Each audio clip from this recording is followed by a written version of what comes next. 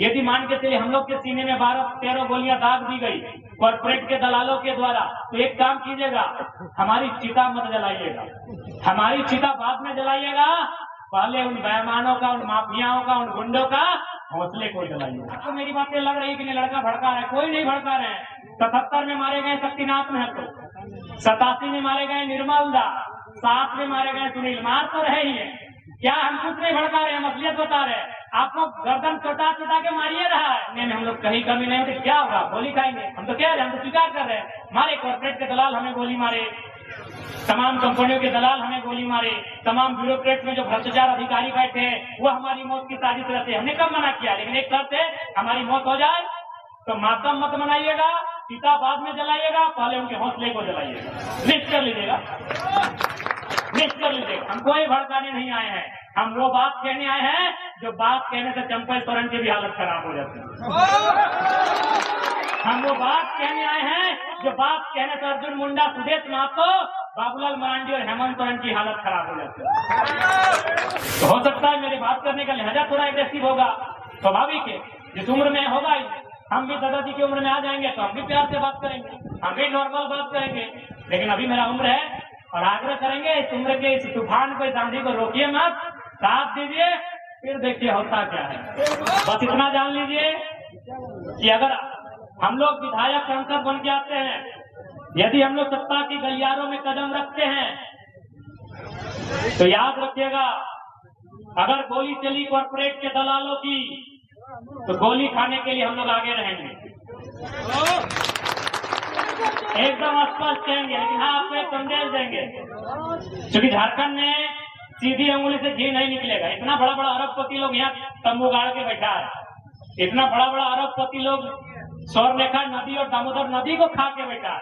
स्वर्णरेखा नदी नहीं खाया है, पूरा कचरा हो गया जी, और कचरा कौन किया आपको भी मालूम है, नहीं खाया, पूरा नदी को खा गया।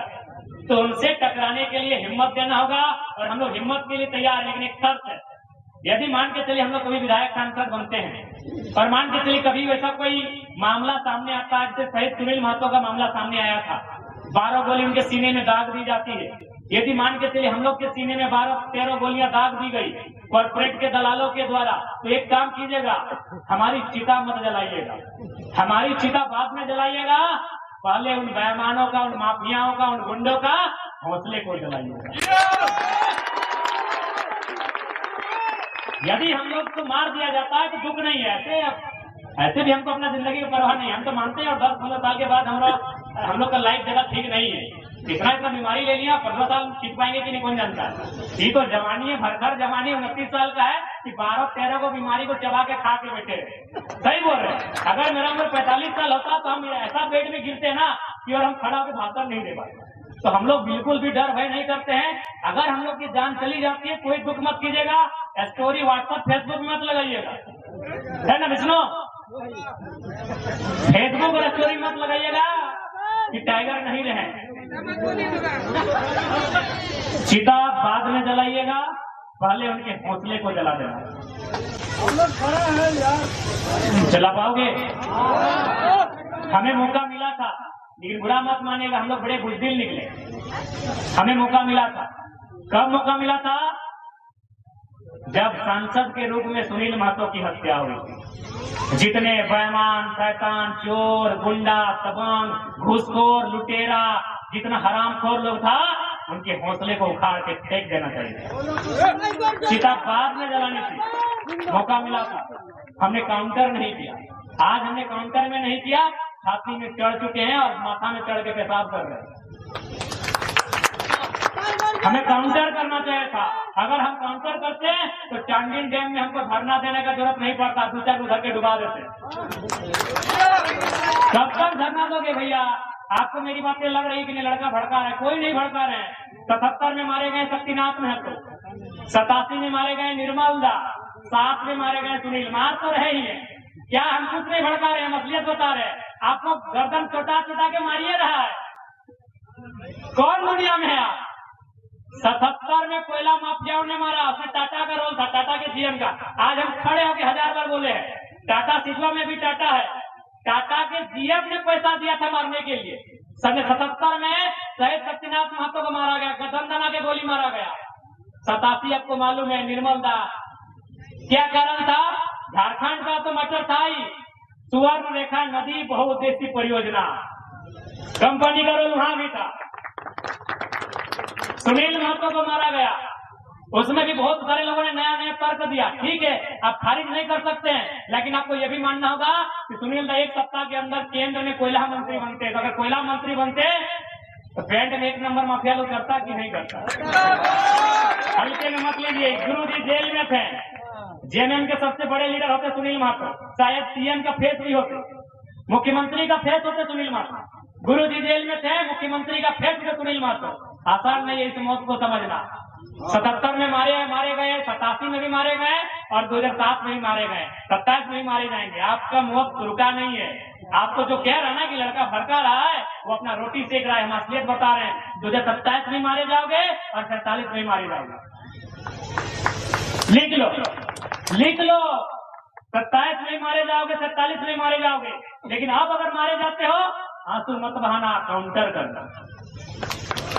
अगर काउंटर करने का हिम्मत है तो तैयार रहना। आप अगर मारे जाओगे तो काउंटर करना। आप अगर मारे जाओगे तो बेईमानों के साथ, शैतानों के साथ, कोयला माफिया, भू माफिया, बालू माफिया, पानी माफिया, उन लोगों का काउंटर करना। अगर आप मारे जाते हो तो, और नहीं तो ऐसे समय समय मारे जाओगे, ऐसे मारे जाओगे, ऐसे काटे जाओगे, बेरहमी से मारे जाओगे। चाहे मालूम है कि उनकी नजर तुम्हारी जमीन पे है, उनकी नजर तुम्हारे कोयले पे है, उनकी नजर तुम्हारी बालू पे है, उनकी नजर तुम्हारे संसाधन में है। तुम हमेशा मारे जाओगे। हम कोई भड़काने नहीं आए हैं, हम वो बात कहने आए हैं जो बात कहने से चंपल सोरेन की भी हालत खराब हो जाती है। हम वो बात कहने आए हैं जो बात कहने से अर्जुन मुंडा, सुदेश महतो, बाबूलाल मरांडी और हेमंत सोरेन की हालत खराब हो जाती है। कौन मांग रहा है टाटा से हिसाब? हम टाटा से हिसाब मांगने आए हैं कि हमें 15,000 एकड़ जमीन का हिसाब दीजिए। हमारे बाप दादाओं ने आपको 15,000 एकड़ जमीन दिया है, आपने मात्र 3,000 एकड़ में काम किया है। बाकी में हम लैला मजनू के लिए पार्क बनाने जमीन नहीं दिए हैं। हमने रियल एस्टेट को बेचने के लिए जमीन नहीं दिया है। हमने बांग्लादेश से आए लोगों को और फिर झारखंडियों को बसाने के लिए जमीन नहीं दिया है। हमने कारखाना खोलने के लिए दिया है। पूरे 15,000 एकड़ में काम कीजिए और उस काम का दाम झारखंडी को दीजिए। कौन सवाल करेगा? करेंगे चंपल जी, कीजिए सदन में सवाल। देखते हैं, गए विद्युत जी संसद भवन गए, कीजिए सवाल। जोबा मांझी संसद गई है, जोबा जी करे सवाल, सुदेश जी करे सवाल, हेमंत जी करे सवाल। हम आपके सवाल को लेकर आए हैं, वो सवाल जो 70 सालों से दफन हो गई थी, उस सवाल को लेकर आए हैं। कोई गलत नहीं हमारा सवाल, कोई गलत नहीं हमारा सवाल। हमने रियल एस्टेट बेचने के लिए जमीन नहीं दिया है। बीएसएल बोकारो 33,000 एकड़ जमीन, चारों तरफ खटाल तो भरने के लिए हमने जमीन दिया है क्या? सिंदरी, एफसीआई, पूरा मैदान खाली है। कम से कम 3-4 किलोमीटर तक लंबा मैदान खाली है। जहां हम लोग अधिवेशन किए तब देखेंगे मैदान को। किसका है? झारखंड के लोगों का है। 52 गांव, लगभग 52 गांव उजड़े हैं सिंदरी में, उनका जमीन है। तो चाहे नहीं सवाल होगा, आपकी हैसियत जितना थी उतना जमीन रखिए, नहीं तो वापस कीजिए। तभी हम मानेंगे ये किसानों का देश है, तभी मानेंगे ये महात्मा गांधी का देश है, तभी मानेंगे ये भगत सिंह का देश है। और नहीं तो चीख चीख के कहेंगे ये जनरल डायर का देश है, ये चैंपलिन चार्लिन क्या बोलते हैं उनका देश है। जब गांधी के विचारों को मानेंगे तो हम क्यों मानेंगे? केवल अब कंपनी की बात करते हैं। आप भक्से जंगल उजाड़ दिए, हजारों आदिवासी को वहां से विस्थापित कर दिए।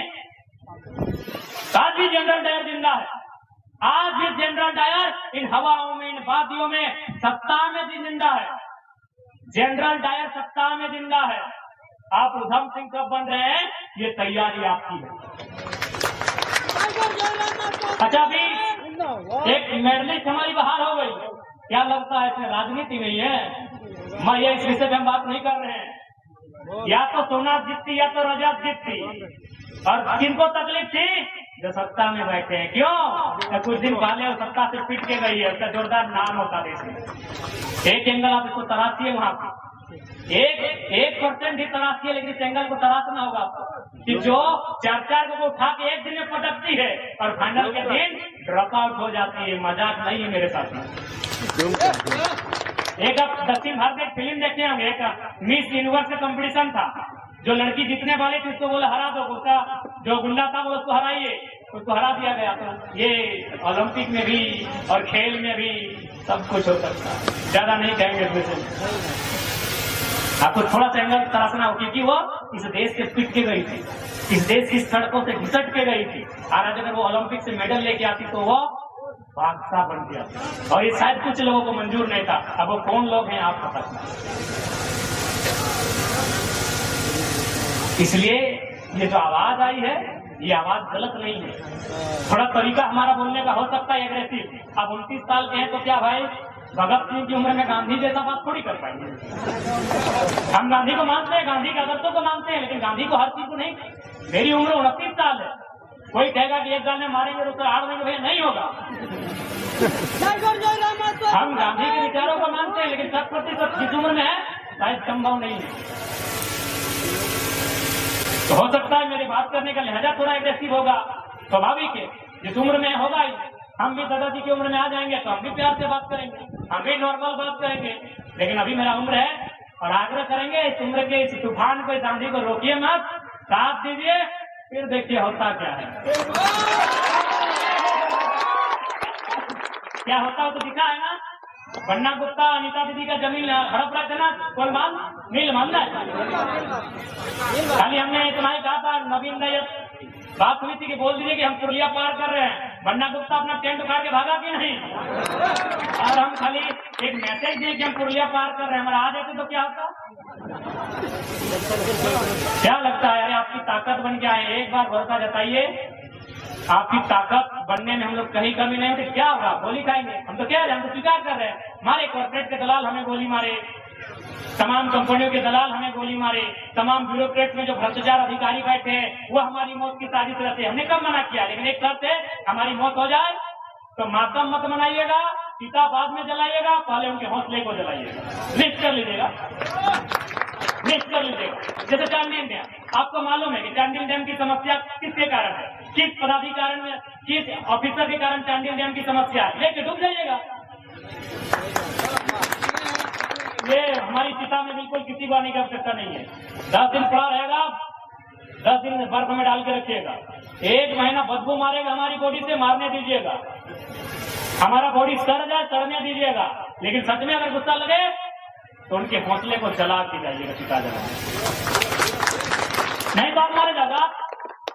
हम नहीं कह रहे, जो भी आपकी आवाज उठाए, हम रहे, चाहे जयंती मुंडा रहे, चाहे कोई रहे, तरुण महतो रहे, गोपेश महतो रहे, चेतन महतो रहे, या कोई रहे, अनिता हेम्ब्रम रहे, सोनामणि टुड्डू दीदी रहे, सविता दीदी रहे, कोई रहे जो आपके हक के लिए लड़ रहा है, अगर उसके साथ रतिलाल महतो जैसी वारदात दोहराई जाती है तो याद रखिएगा, चिता बाद में जलाइएगा, पहले उनके हौसले को जलाइएगा, क्योंकि ऐसा अवसर बार बार नहीं आएगा। कोई नहीं, मजबूरी में ये बातें आज हमें कहनी पड़ रही, क्योंकि सीधी अंगुली से यहाँ घी निकलता हुआ नहीं दिख रहा है।